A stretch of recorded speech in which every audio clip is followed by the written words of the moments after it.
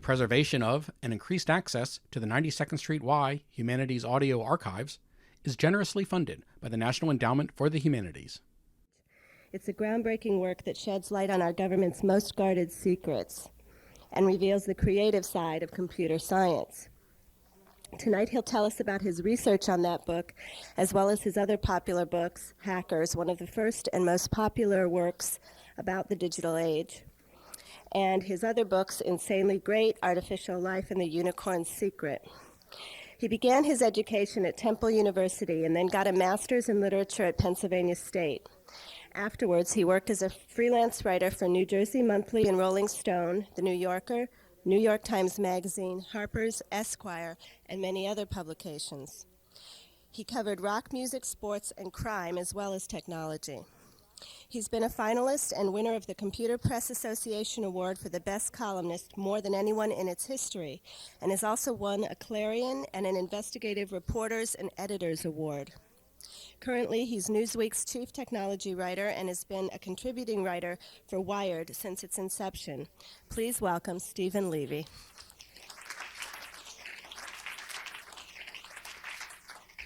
Thank you, Jennifer. And thanks to Y. This is, I understand, a part of a series about the technology, the future of technology. And I will be talking about privacy tonight, which is obviously an extremely important issue and rather a broad one.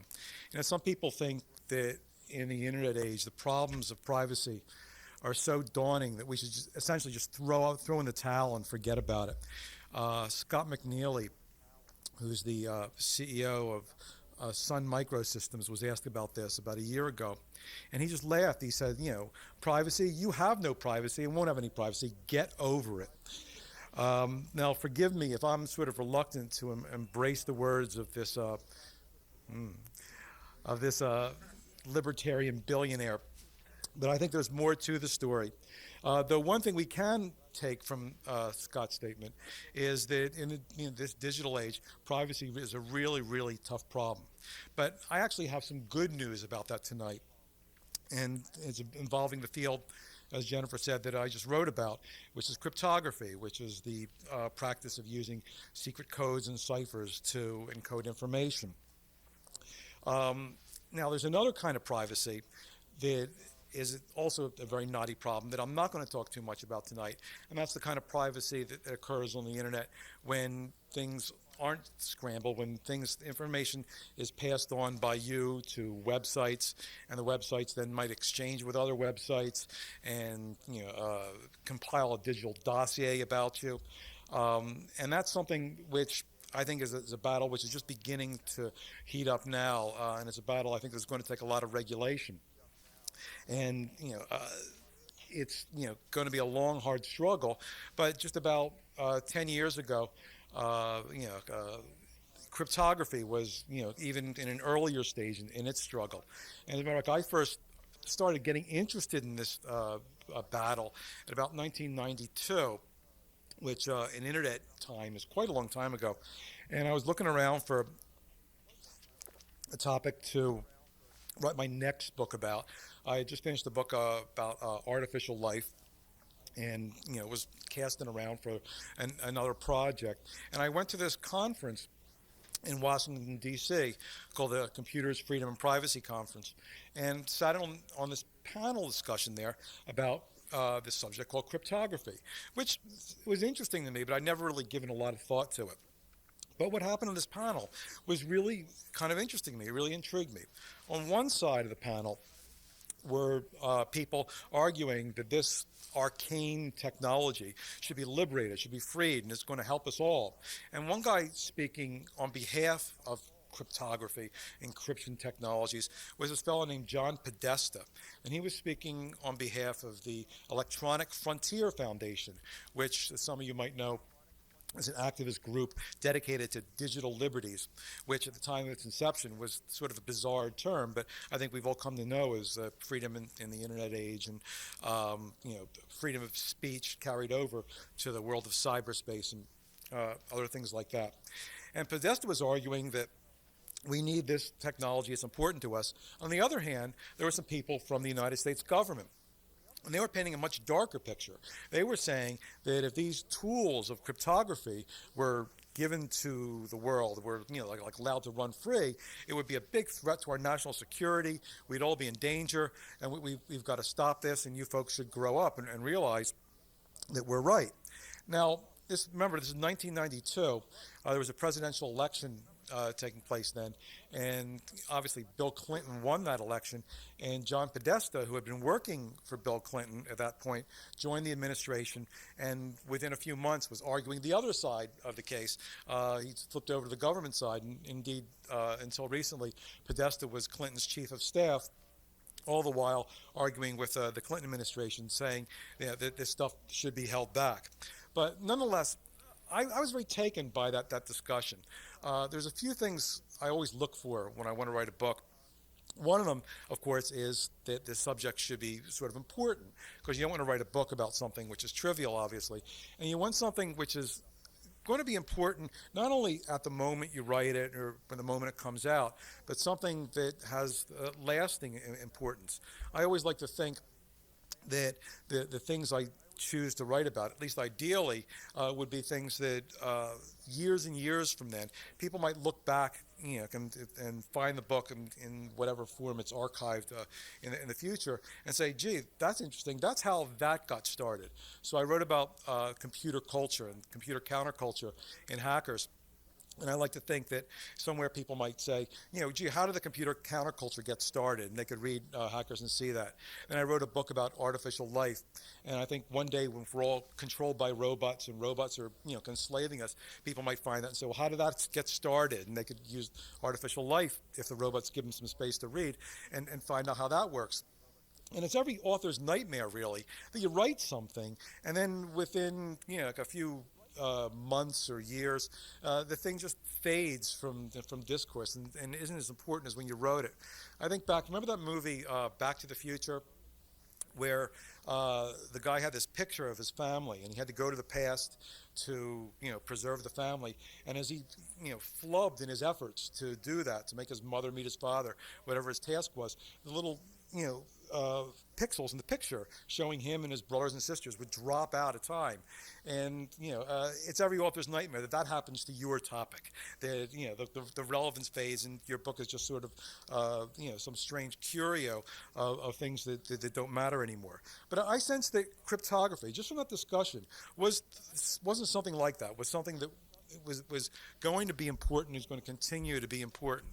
Another thing which I didn't realize immediately from that discussion, but as I looked into the subject and started to do some journalism about it, was that it had something else that was going to be really important, which was great people involved, great characters involved.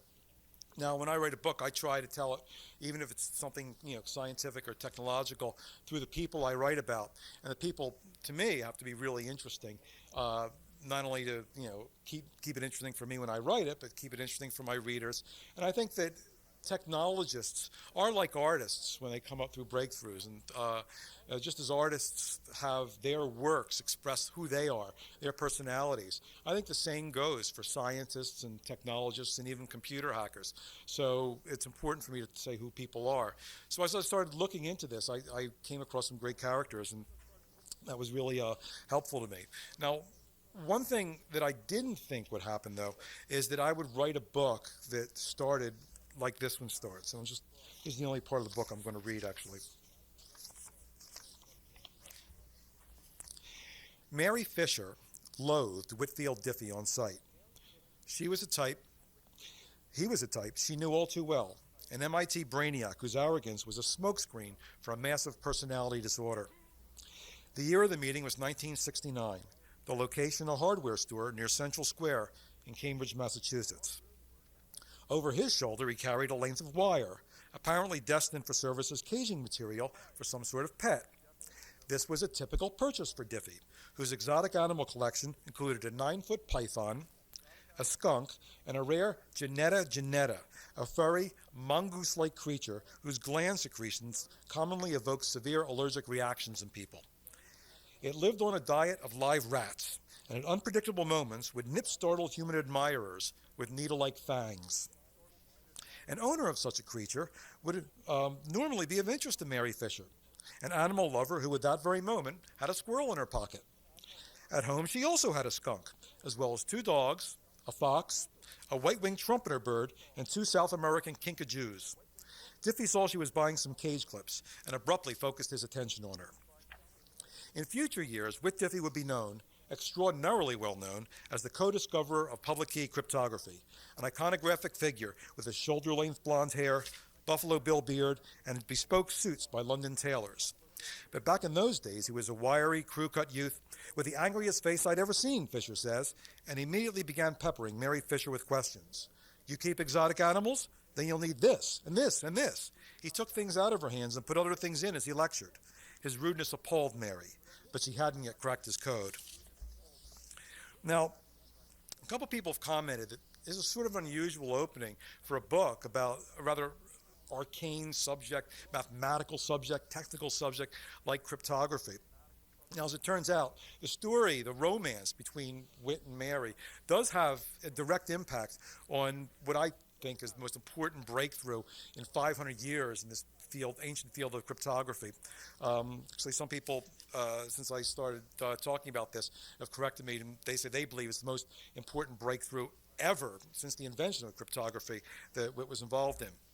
But to me, this is not only a signal that this is a book where you're going to get to know the people involved and a narrative driven by the participants, but it's something more. It's something besides that where I began that, because I kind of wanted to make a statement. And the statement that cryptography is just not a subject limited to math nerds or policy wonks or e-commerce, dot-com survivors. It's something very, very personal for all of us. It's as personal as the email that you send, whether it's to your business partner or your spouse or someone you might be seeing who isn't your spouse. Do you want that mail read? Do you want it circulated? Do you have the right to communicate with someone else in a way that people can't listen in on it, can't read it? It's as personal as the words you speak in your cell phone. You know, as we know, as we just learned from that ringing I heard on to my right there, that these things are very, very convenient. And, we use them, because it's a pleasure to use them. It's easy to use them everywhere. But maybe we don't think that as we speak our words into the microphone, those words, get sent off into the ether where people can hear them. I actually used to know someone who used to drive around Silicon Valley with one of those scanners you can get. They've been made illegal, but they're really easy to get on the internet, of course. And they used to listen to conversations that people in Silicon Valley used to make, executives, as they drove around in their cars and they made deals and considered acquisitions or talked about their new products. And these people this guy would take the information and sell it to people for a lot of money. Now, it's very easy to use it, and personal stuff goes over it. But you don't think. We think we're whispering when we use this stuff, but we're actually broadcasting. It's as personal as your medical files. Now, right now, I guess most of our medical files are still in physical form. Maybe in their file cabinets in our doctor's office. But it's starting to happen. They're getting digitized, and increasingly, these files are going to be moving more and more over the internet, from hospital to clinic to doctor's office. Stuff in there is very, very personal.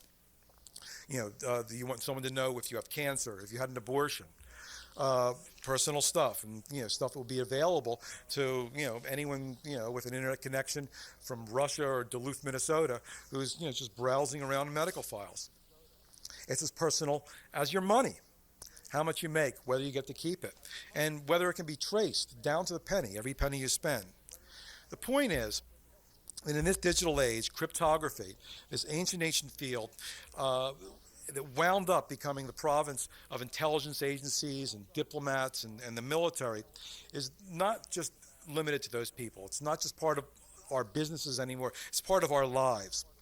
And when people started to realize this, people like Whit Diffie, they ran smack into an intellectual embargo about this thing, because the people in the government, the people who controlled cryptography at that time, felt it was theirs, felt there was no need for us to have it.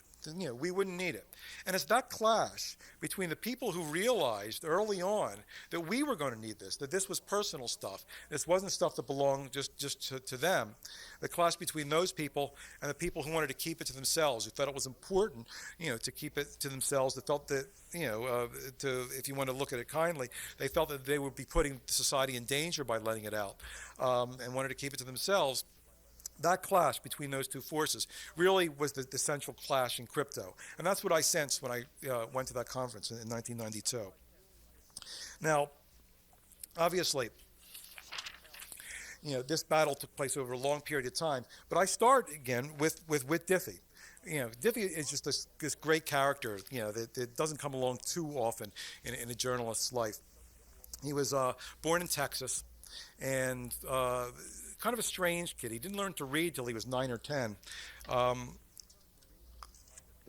People tell me that other really incredibly bright people might sometimes go through that same sort of thing, that Einstein was a late reader. I don't know if you can compare Diffie directly to Einstein, but he did make a big breakthrough, where I think you can make a little comparison there later on. But anyway, something happened to Diffie, and when he finally did begin to learn to read, it was about in 5th grade. He had a session with his teacher there in 5th grade, and the teacher began talking one afternoon about ciphers, about elementary forms of cryptography.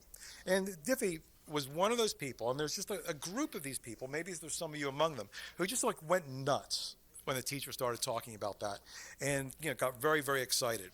Now, I don't know what this is. I came across more than one person in my book who had that experience. It's almost like some people have this crypto switch that turns on when they first hear about this, and it's sort of magical for them, because all of a sudden here's this way to keep secrets and hide things from your friends, and maybe come across secret languages and and read them for yourself. And these people embark on a binge of solving puzzles and using things like invisible ink. If you use lemon juice and hold it over a flame, you can make it appear like magic. Anyway, the crypto switch flipped on with Diffie. But Diffie, being who he was, immediately told his father, who was a professor at City College at the time, to go out, get every book you can about cryptography. So Bailey Whitfield, Diffie Sr., came back with a big armful of books, and Diffie went through them all. And, after trying out a lot of stuff, he sort of got disappointed, because he concluded that we knew all we really needed to know about cryptography, that all the big questions had been answered. And then he went on to his next thing, which was military technology and advanced explosives and other kinds of interesting things. And didn't really think about it for a number of years, until he wound up at a place which actually appeared earlier in my work, the MIT Artificial Intelligence Lab, and started thinking not so much about cryptography at first, but about issues of privacy.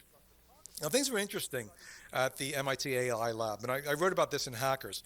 The people there, they felt that all information should be free, and there should be no privacy. Privacy was not a big thing among the computer hackers at the MIT AI Lab. But Diffie was a little different.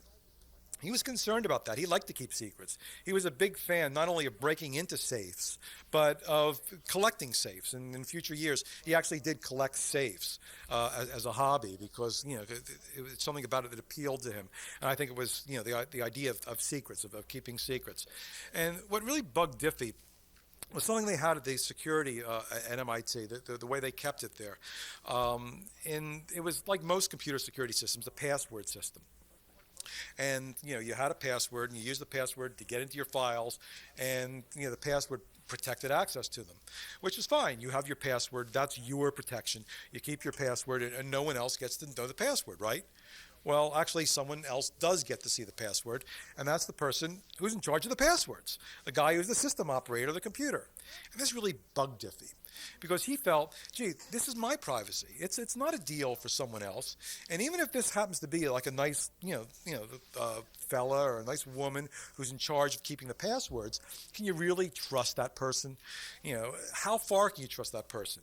Can you really think if this person were given a subpoena saying, okay, give me Whit Diffie's password, this person would go to jail to hold your privacy, Diffie knew that person wasn't going to jail to hold his privacy. So he was bugged about that, and he started thinking about that just as a generic problem in security. The idea that you had to trust someone else. And at the time, a guy he was working with started talking about more sophisticated forms of cryptography, the stuff that wasn't in those books that his father brought from the shelf. Because as it turns out, those books, only went so far, and any information about cryptography that was available to the public only went so far. And he started to think about this in terms of protecting information. Then he began to talk to some other people, and Diffie knew a lot about computers. And he was one of those people who, maybe 30 years ago, began to see something akin to the world that we have now, which is a world where people communicate a lot through computer networks and digital communications, and a world where people were going to want to even do commerce over digital networks. And they were going to need protection there. And we were going to need a way to protect their information from people eavesdropping. And Diffie began to think of it in that sense. But he got very frustrated early on when he wanted to figure out maybe some tools that people can use to protect themselves, because there was this embargo I mentioned earlier. And the embargo, of course, was pretty much set by this organization in Fort Meade, Maryland, called the National Security Agency. Now, I talk about the NSA a lot in my book. And, it's not a bad agency. As a matter of fact, as intelligence agencies go, I think it's pretty good. They do a lot of things. They don't put out press releases when they have successes, and or certainly not even failures. They don't put out press releases either. They don't put out very many press releases at all, because it's a very secret agency. It was formed in utter secrecy. The presidential order, President Truman in 1952, the top secret order, establishing this thing. And it was years before the NSA, National Security Agency, ever appeared in the newspaper. It was years before the name NSA was even mentioned in Congress, in any open session. And as a matter of fact, the joke within the Beltway was that NSA stood for no such agency. It was like it didn't exist. Now, the NSA have these incredible powers to maintain their secrecy. If you were interested in creating, something that could protect people's communications privacy, and you patented your discovery, your invention, the NSA had the power, which they did use, to declare that patent secret. And even you, as the inventor, couldn't get access to your own patent after that was declared secret. Now, if you were a mathematician, and you were really interested in work which led you into this protected realm, the sacred turf of cryptography, typically what would happen is the NSA would get wind of this, and they would offer you a deal. They say, look, we know a lot about this stuff, and we could really help you get farther in your work, but we'd ask you to do this. Come in our little closed society and sign the thing, saying that you're not going to be able to publish your work, and we'll let you then get access to all this other stuff. And it was a deal that I guess these mathematicians couldn't refuse, because by and large they all did it. So here's Whit Diffie, poor Whit Diffie, trying to find out about this important subject, the sophisticated means of doing it, and anything beyond pretty much the grade school level that he learned back in 5th grade was protected, by secrecy orders, by patent orders, and by top secret classifications. And he would go and try to talk to people, and maybe that someone had signed one of those agreements with the NSA, and they wouldn't tell him anything. And then he'd go to the next person, they wouldn't tell him anything, and eventually Diffie became so obsessed that he, left, he had left MIT by then, and he had gone across the country with his girlfriend, but he just went off on his own, almost on a medieval quest, some quest for the Holy Grail, literally crisscrossing the country in a Datsun 510, which for some reason was a favorite car of his. When the Datsun 510 broke down, he'd get another one, and he'd move parts from one thing to another through some elaborate system no one really understands. And in his 510, whatever 510, per diem, per du jour, I guess, the 510 du jour, he zipped across the country, begging people to talk to him, looking for clues about what was on there. Now, one thing that Whit did have access to was something that very fortunately had been published just about a couple of years before Diffie began on his quest. This is a book, a great book. I recommend it after you've read Crypto 3 or 4 times, called The Code Breakers by David Kahn. Anyone read that book? You know, now Kahn also was a guy whose crypto switch had turned on when he was a kid, and he always, just loved, cryptography puzzles and secret codes and things like that. But of course, he didn't get access to the good stuff either. He didn't sign the agreement with the NSA, so he tried to find out what he could outside of it, just on a hobbyist level. He joined this group called the American Cryptogram Association, which solves puzzles, kind of like you see in the newspaper and things like that. And the absolute cutting edge of the American Cryptogram Association was this little group within the group called the bedwarmers. And the bedwarmers were, as the name implies, people who had these, chronic diseases like polio or things like that. And they'd be, restricted to their beds, and they passed the hours away by solving puzzles. And some of them got pretty good at it. So Kahn, because he wanted to learn more, would literally go bedside to these people and talk about techniques for breaking cryptograms and things like that.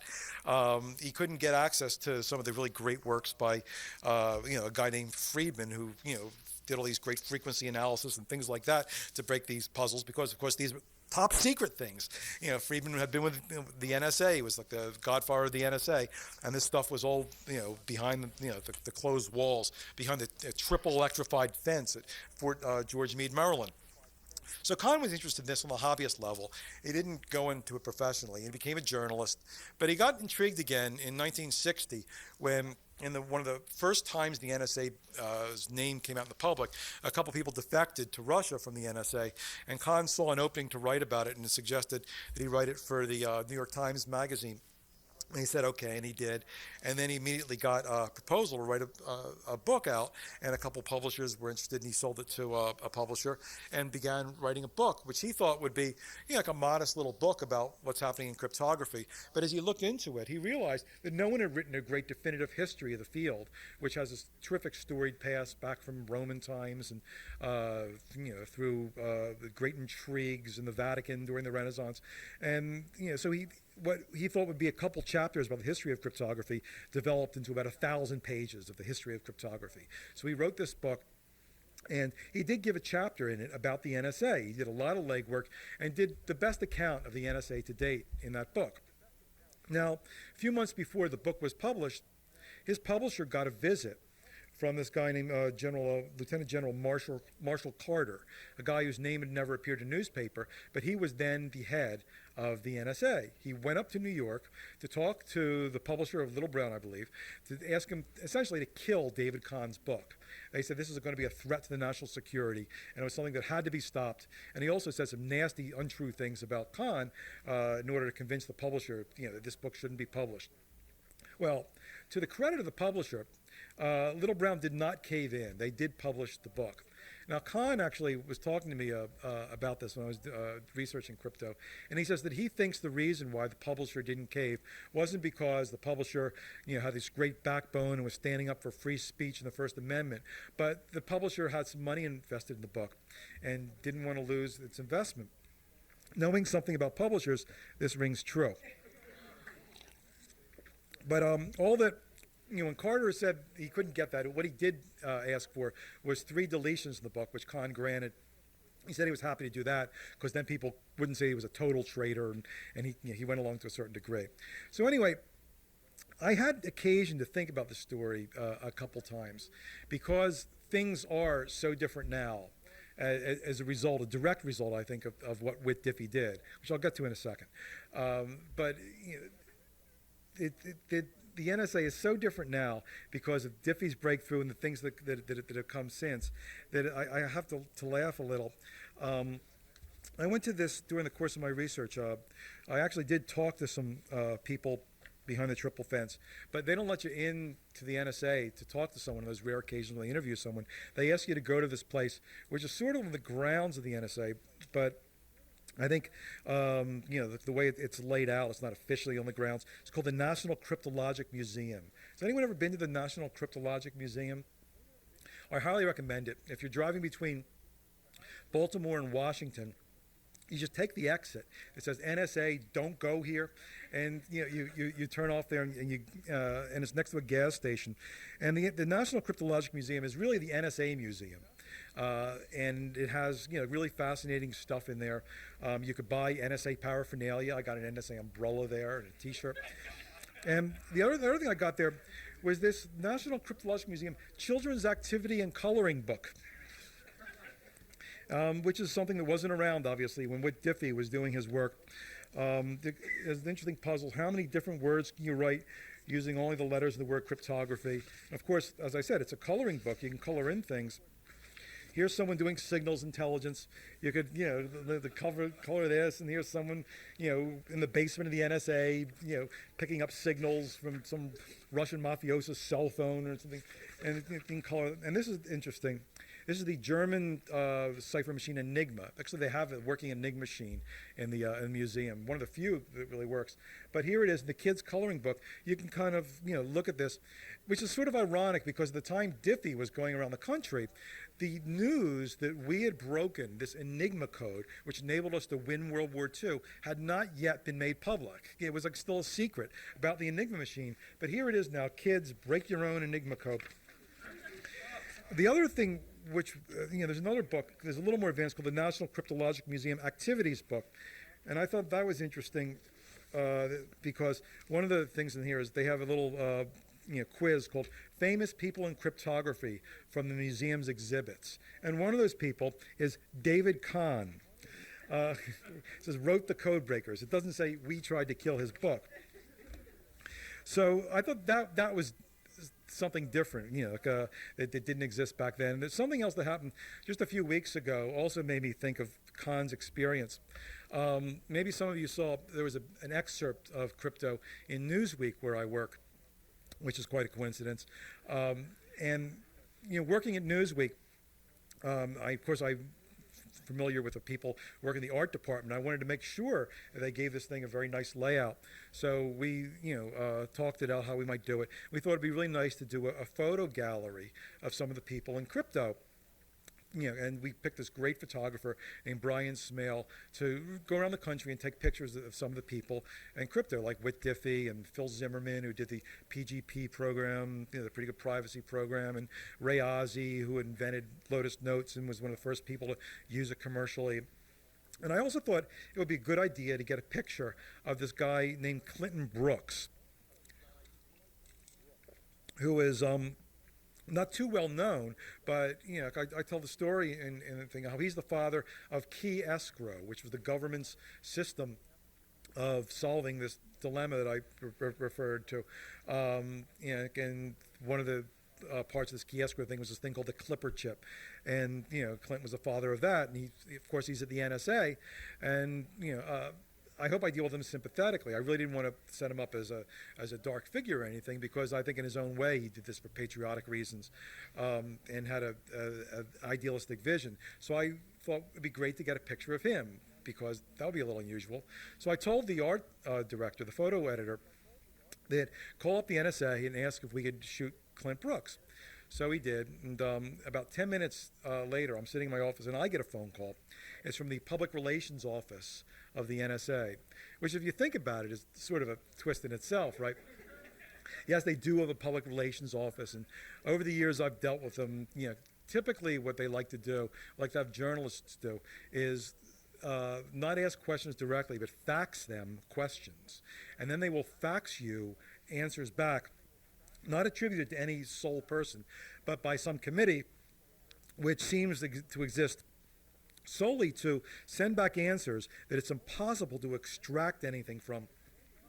In real corporate speak, that maybe in the aggregate sort of answers your question, but you can't take a little piece of it out, for your readers and put it in there so the NSA says X, Y, Z. The first time I did this, I was writing an article for Wired magazine and sent them this list of letters, a list of questions. They sent me back, these answers, and I can't take this quote, I can't take that quote. But fortunately, Wired has endless pages, so I just took the whole fax from them and put it in there. So anyway, I've been dealing with these people over the years and knew a little, so they told me, listen, we just got this call from your photo editor saying you want to shoot Clint Brooks. And I said, yeah. And he said, this is for something in Newsweek, which is going to excerpt that book you've been working on. And I said, yeah. He said, well, can you send us an advanced copy of the book? So I thought back to David Kahn's experience, where they had no problem getting an advanced copy of the book. They had it, and I always figured, really when I was doing crypto, that they might have a copy of the book probably before I wrote it. So, or at the very least, I wouldn't need to make a backup because they'd have the latest version. So, and I thought, it was sort of endearing they didn't have a copy, especially since by that point there had been uncorrected proofs that had been circulating for a couple of months. And even, actually this galls me a little. For a while, when you went to Amazon and, the book was listed and you could pre-order it, they had a thing underneath it saying not yet published, order now, saying, used copy available. Some people had taken the uncorrected proofs and you sold it to book dealers who then went on the Amazon list or something and put it up there so you could buy for lower than the cost of the book would have cost. And that's just an issue I have with Amazon. I don't want to get into that too much. But anyway, you can't do it anymore. So don't think of getting around this.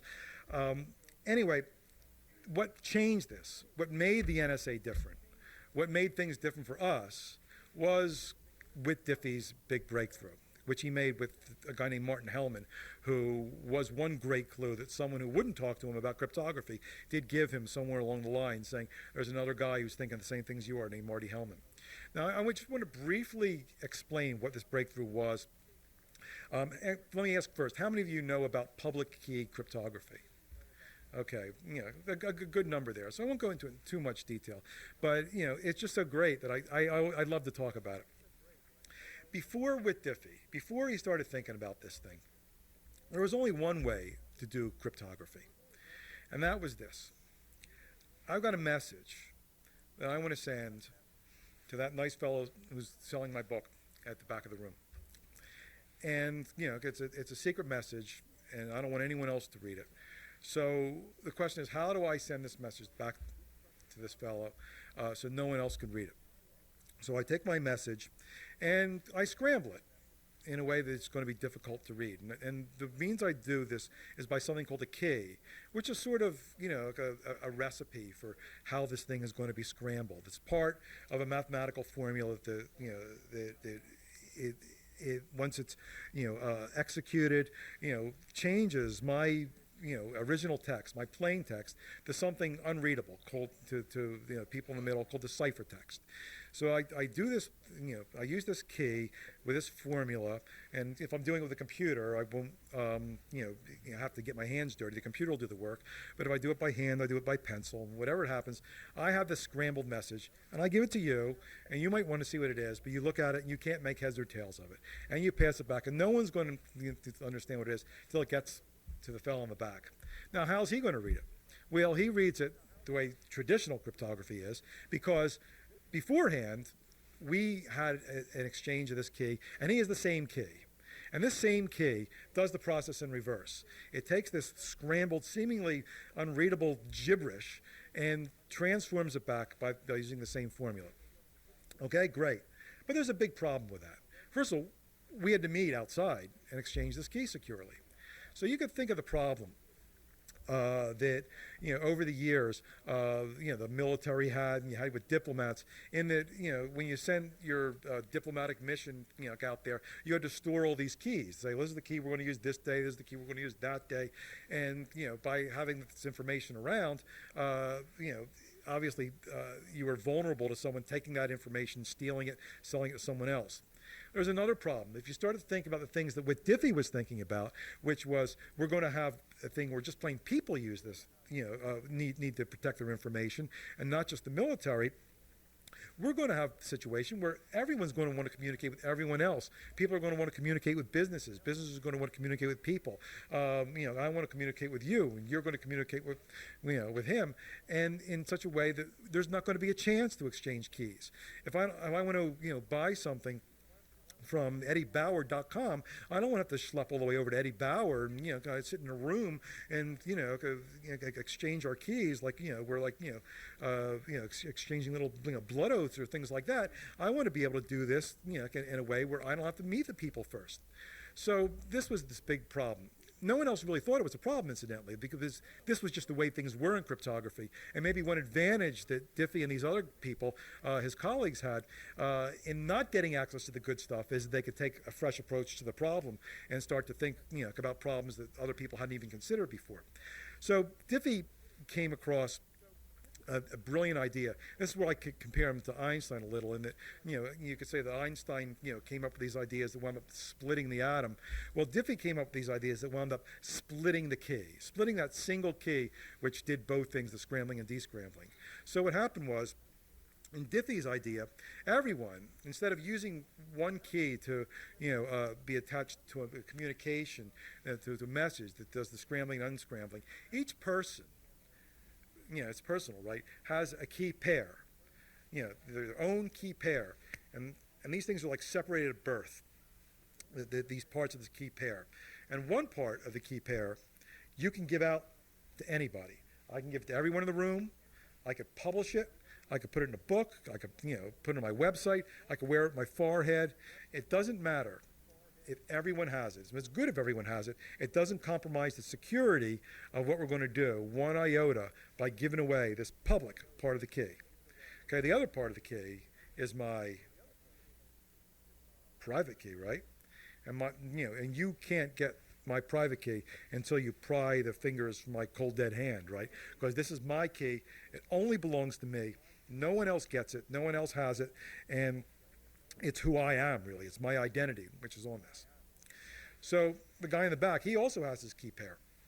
So if I want to communicate with him, he maybe when we came in here, he gave everyone his public key. Maybe it's on his website. Maybe it's in a book, like a phone book or something like that. So I'll just take that guy's public key, and I'll use that through this mathematical formula, which the computer really does the work, to scramble the message. Now, once someone's public key scrambles a message, that means that only one person in the world can read that message, which is the person who holds the other half of that key, the person holding the private half of that key.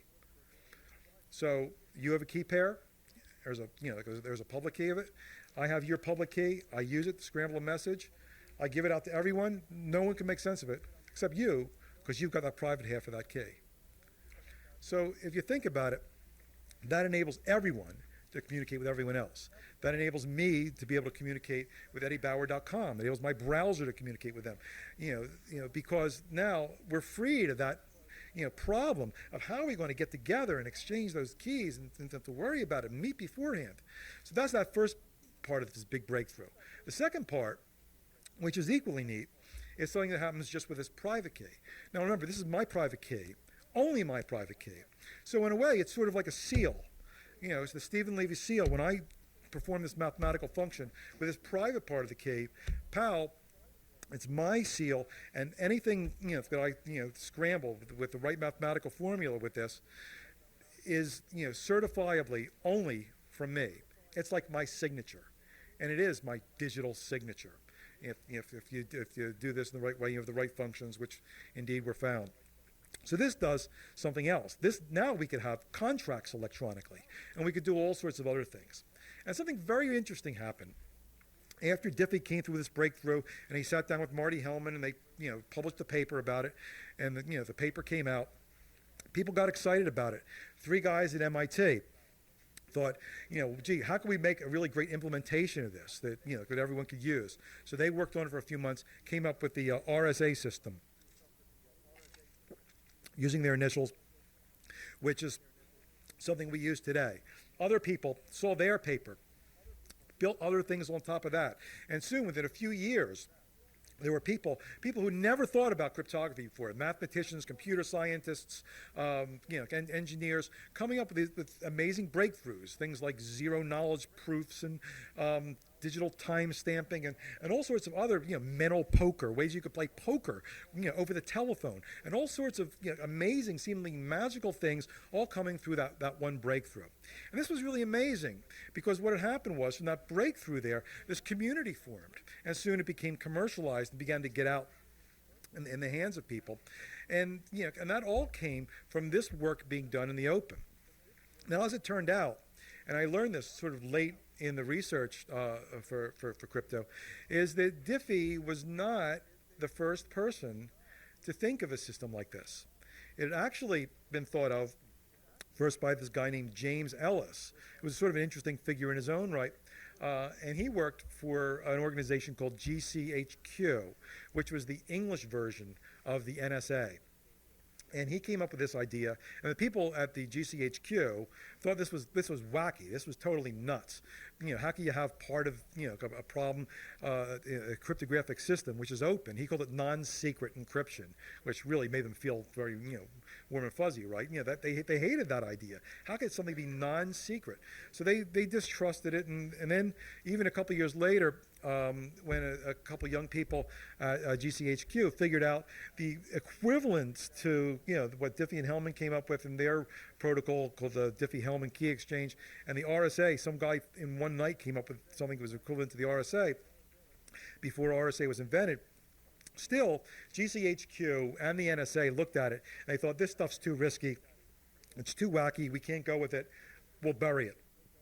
So it's a great paradigm, really, for the way science is done in a top secret intelligence environment and the way science is done in the open.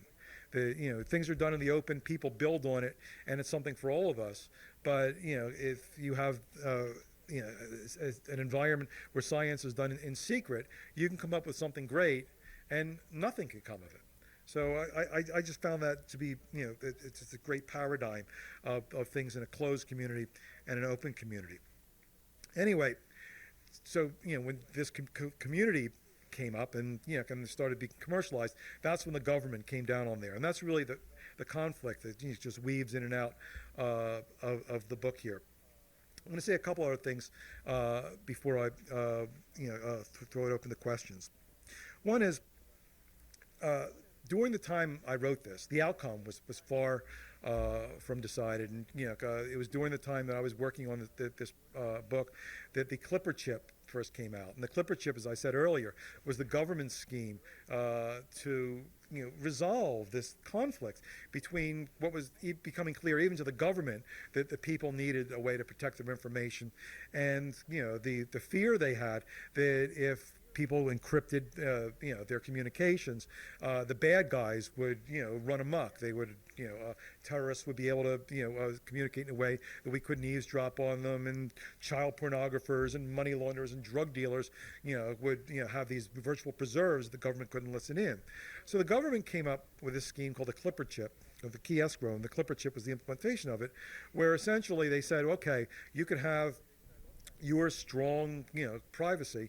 You could use your encryption, but we're going to get a way where we can read it. You're also going to send some information that enables us to have the key. And they felt this was a great solution because, everyone's happy there, right? What they didn't figure on was that a lot of people felt that they had a right to keep their secrets from the government. As a matter of fact, that was something that occurred to the founding fathers of the United States of America when they founded the country, that it was kind of important that the government really didn't get to read everything you did. And even though the government, the people behind this scheme said, well, there's all sorts of safeguards, you don't have to worry about us. People remembered in the not terribly distant past where maybe the government didn't keep all its promises in that sense, and felt that maybe we shouldn't have a system which implemented that. Then there was also the problem of how do you establish this on a global basis, because you're going to wind up asking, for instance, people, the government of France to accept a system where two French people can communicate with each other in a way the United States government can listen in, but not the French government, because these keys would be all stored in United States government facilities. That was something that, the people in the White House told me at one point, we never really did figure out how to work around that. But during the time when this battle was raging, there was a lot of back and forth, a lot of emotions were running very, very high, and I would talk to people in the White House about this, and the Justice Department and various parts of the government, and at a certain point, they would say to me, oh, Steve, if you knew what we knew, you wouldn't come up with these arguments, because presumably they knew something which of course was top secret and they couldn't tell me, which, if presumably if I knew, I would, just be scared out of my mind and realize that right away they were right. And, we should, just be thankful that for Key Escrow that we have any, like use of this stuff at all, because this stuff was so scary. And indeed, there was this kind of mythology about what they knew. There used to be this thing that the people in Congress referred to as the briefing. And, if someone in Congress was a little frisky and questioning the NSA, the intelligence agencies, they would take them, that congressperson in this room, where there's sort of like a cone of silence that comes down or something like that. They'd sweep the room for bugs and, can make a big show of it. And then the cone would come down and, the people would come from Fort Meade or Langley or whatever, and tell them what they knew. And, once they knew what they knew, the legend had it, the Congress people would walk out, they'd be white-faced, and they'd say to their aides, let's give these people whatever they want. And, so anyway, that's what I was up against. And a lot of the people, in the cypherpunk community, the crypto rebels, they dismissed this stuff out of hand. And some of the people in the civil liberties group said, this is just garbage. But I actually really worried about this because I thought, gee, what if it's true? What if I knew what they knew, I have to agree with them totally? I have to deal with this somehow. And a few years ago, something happened which really took a burden off me. There was this organization called the National Research Council, which was the research arm of Congress. And they undertook the study on Congress's behalf to look at crypto policy. And they assembled a blue ribbon panel. These panels, incidentally, always get blue ribbons, like 4-H cows or something. And this blue ribbon panel, consisting of people, some of them who were, deputy directors of the NSA and, CIA and Secretary of State, that kind of people, and other ones were critics of crypto policy. People like, I think Marty Hellman was on the group, and Rayazi. And they got clearance. They got security clearance if they didn't already have it, so they could know what they knew. So they got the briefings. The cone went down, and they heard all this stuff, and they wrote their report. Obviously, they couldn't say what they knew in the report, but they had benefit of that information. And what they said really warmed my heart. It was a great day when I read that report, because they said, we heard what they know. We know it now. We know what they know. And guess what? You don't have to know. You folks out there don't have to know what they know in order to make your decision about this issue. In other words, it's not to belittle that stuff. It's juicy stuff. And, you'd have a great time if the cone came down and you knew what they knew. But in order to make your decision about this, the stuff that's out in the open now, and the issues that have, been coming up for debate are enough to make your decision. And that was great for me because, then I felt that I could, go ahead and write my book without wondering if I was just being naive, without knowing what they knew. So that was great. The other thing I want to talk about finally before I open it up is one other issue, which always seems, to raise its head in discussions about cryptography. And that's the issue of paranoia.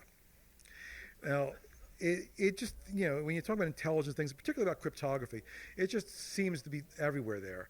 Cryptography system, which is mathematically secure, that's called a one-time pad, and it's actually really difficult to implement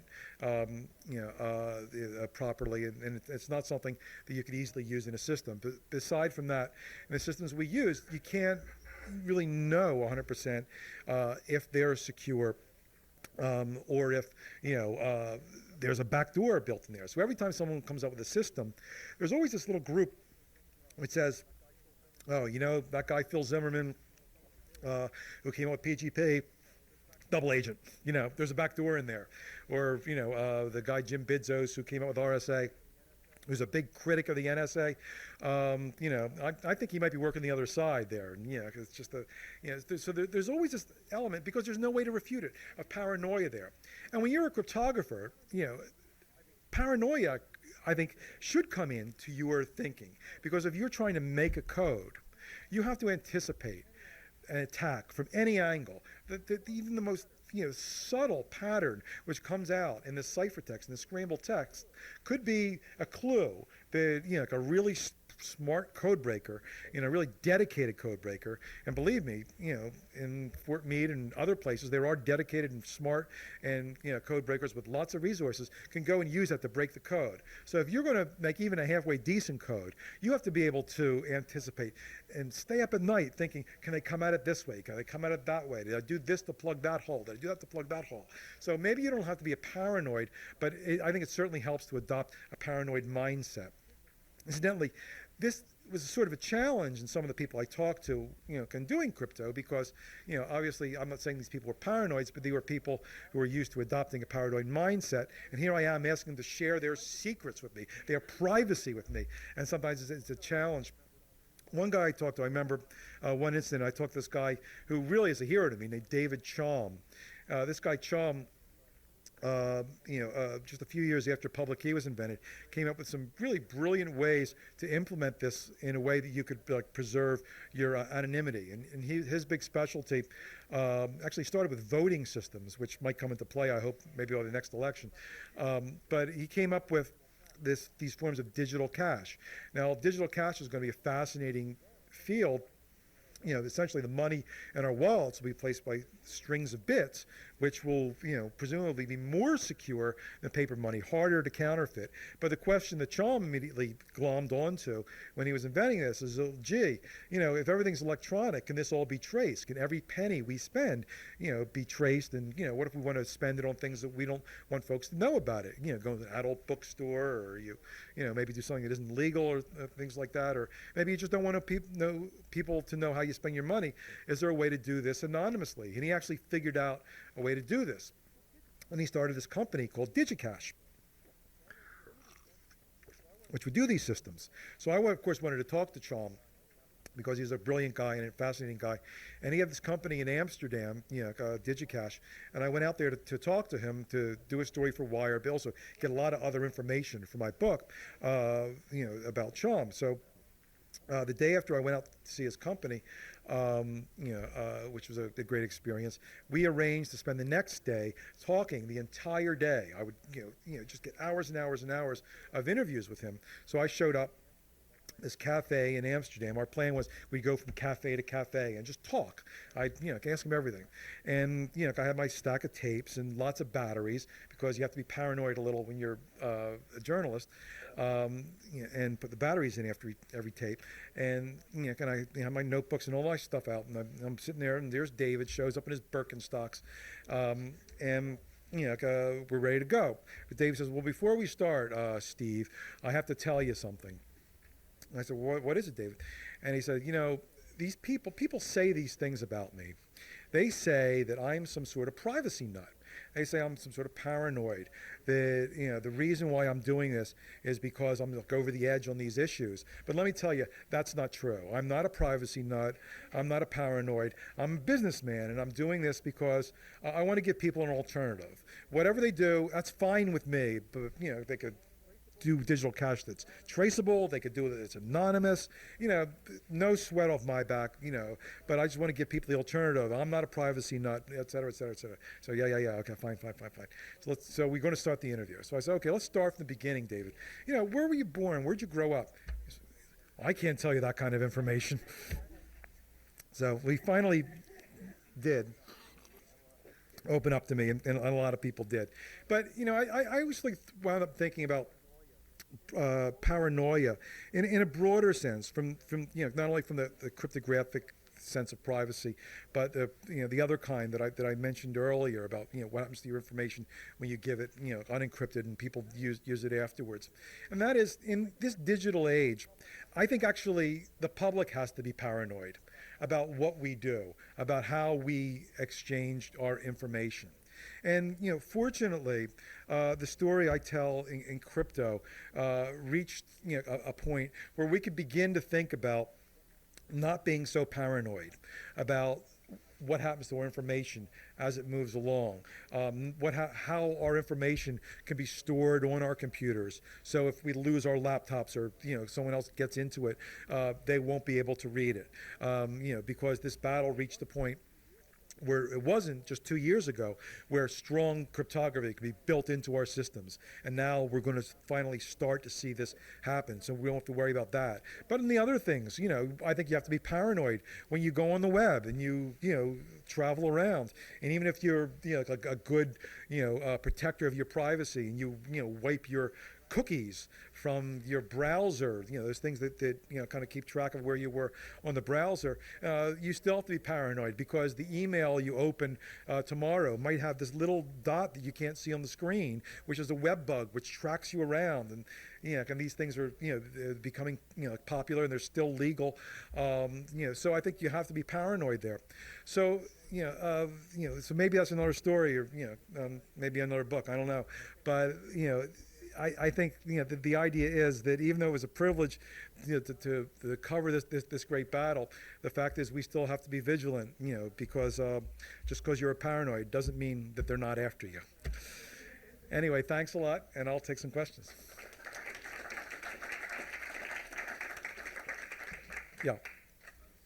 Staying on the theme of paranoia and the opportunity to read your book, you mentioned briefly about echelon. You elaborate a little more Yeah. on that, maybe elucidate to the audience on what echelon is? Yeah, echelon is the code name for this, system, that the NSA was in charge of, to basically monitor worldwide communications. And in a way, I was surprised. The news of echelon came out about a year ago or so. I was surprised that it was such a big deal, because the whole time I was working on this, and really throughout the history, Marty Hellman told me, he assumed this 20 years ago. Everyone always assumed that something like this existed. The NSA would never say, acknowledge they were listening everywhere, but it was pretty much clear to everyone, and I don't think it was a huge secret. So when it finally came out that this system did exist, and we had made these deals with some other countries that in exchange for putting our sensors or antennas there, we'd share some stuff with them, that it made much of a ripple at all. It's like Claude Rains in the gambling casino, right? I'm just shocked to hear this is going on. So that was echelon. Yeah.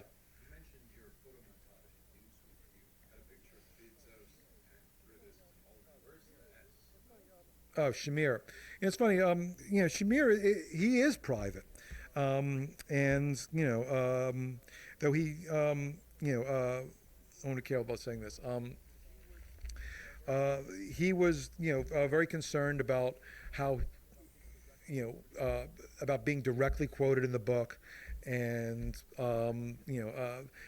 he actually disagrees with me on the approach I take in terms of using personalities to talk about how science develops. He doesn't think that you should talk about science in terms of the personalities. So, his picture wasn't in there. We did have a picture of RSA, about the time they did that, but we didn't use that as a historical one. This was in the when was it? I think it was the January 15th issue of Newsweek, about 3 weeks ago.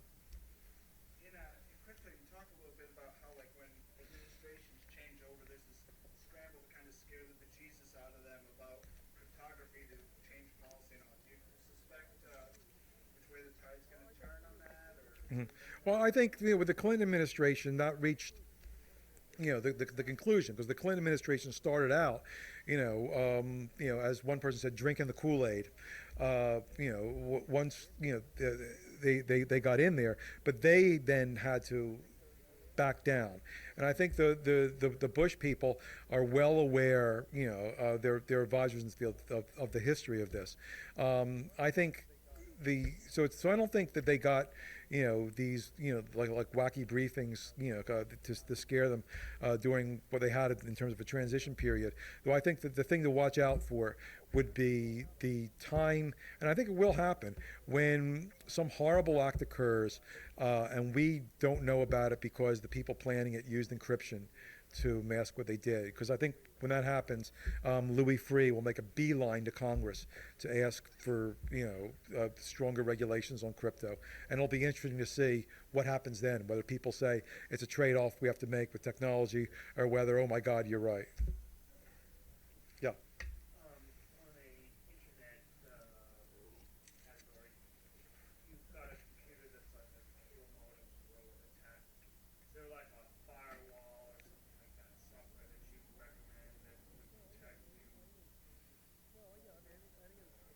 Well, yeah, I mean, any of the standard firewalls for your system, and you could, just the ones by, I guess the semantic, or you could just go to any group. They all do a good job, and none of them are foolproof. So, but it's better to have one than not have one. Yeah. If you're not using anything special on your computer and you go to a website, what can they know about you? Could you explain a little bit about cookies? Yeah. Do they know your Right. web address? Do they know, what is Yeah. Well, you wouldn't necessarily have your name and address to know about you. When they put a cookie, what typically happens is they'll put something to remember who you are. So they'll have an ID, from your software, right? And if you give them your name, then they know that's you. But then, your name? Let's say you're just surfing and you go to a website. right. What do they know about you? Well, they know your internet address, and if there's cookies in there, they could that are sitting in there. They might have an arranged with other places that collect the cookies and know, oh, it's that person who was over there. There's a company called DoubleClick, which when you go to any of their sites, it's a big advertising site. What they do is they keep track of where you go, and they say it's not related to your identity, but actually they made a deal with a company which kept track of stuff like that, and they were going to merge those things, and it got stopped in Congress. But there's no guarantee that that's not going to happen. I'd say you have to be paranoid and assume that what you give out won't be secret. And even if they have a privacy policy which says we're going to keep this to ourselves, the company, as happened, could change happened with Amazon, change their policy, or the company could get sold to someone else who's under no obligation to maintain that policy. So be careful out there. Okay? Yeah.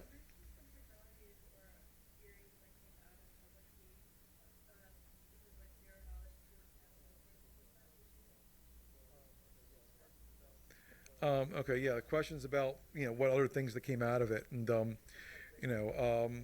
I mean, some of my favorite ones were like, one is called secret sharing.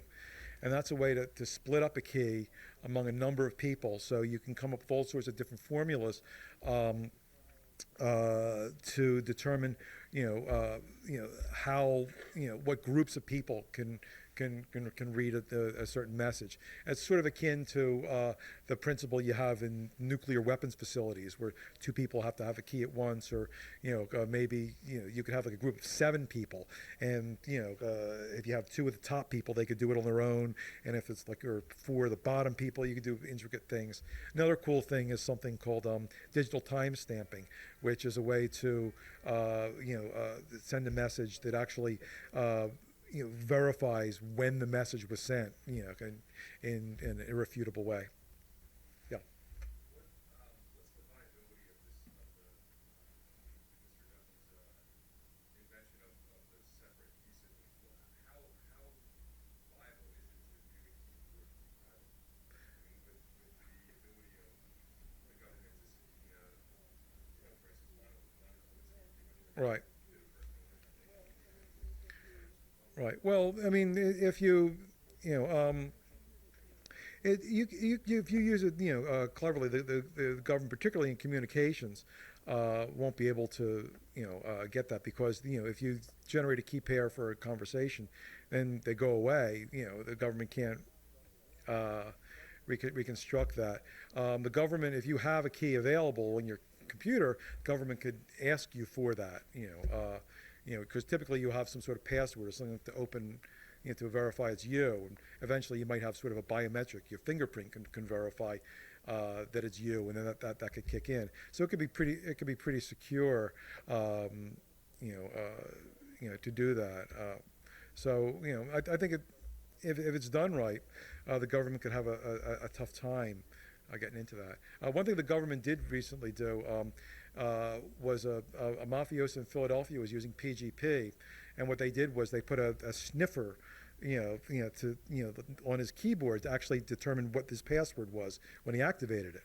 So that's why something like a biometric, like a fingerprint, would be more secure. Is there anything beyond 120 bit encryption? Yeah, I mean, there's no 128-bit encryption for those. That's the size of the key.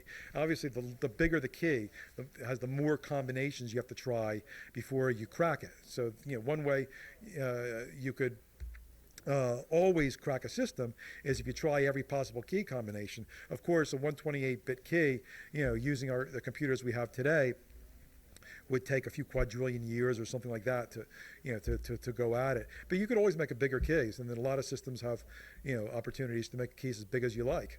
The only question is whether a new technology will make it much, much easier to go at it. Like some people think that quantum computers, which might one day exist, will be very effective in breaking big keys. Yeah.